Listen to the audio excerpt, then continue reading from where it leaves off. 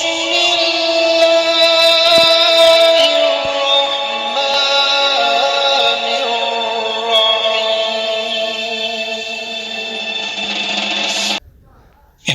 علی علیہ السلام اللہ کے بندوں کو درس اخلاق دے ہی رہے تھے، اتنے میں آپ فرمانے لگے، اے لوگو، دنیا کا امیر انسان وہ ہے جس کے پاس ایک اچھا مخلص دوست ہو، اور دنیا کا غریب انسان وہ ہے جو نفسانی خواہشات اور خود غرضی میں اتنا گر جائے کہ کوئی بھی اپنا ایک مخلص دوست بنا نہ سکے۔ اور اگر چاہتے ہو کہ زندگی کے ہر امتحان میں کامیاب رہو، سرخرو رہو، تو اتنے خشک نہ بنو کہ توڑ دیے جاؤ، اور اتنے نرم بھی نہ بنو کہ نچوڑ دیے جاؤ۔ اور کم ترین علم وہ ہے جو زبان پر محدود رہے، اور بلند ترین علم وہ ہے جو کردار سے ظاہر ہو۔ تو کسی نے عرض کیا، یا علی، میرے دوست ہمیشہ مجھ سے دور چلے جاتے ہیں، میں ایسا کیا کروں کہ دوست تا دیر میرے ساتھ رہیں؟ امام علی علیہ السلام نے فرمایا، اے شخص، اگر تم چاہتے ہو کہ تمہارے دوست اور رشتہ دار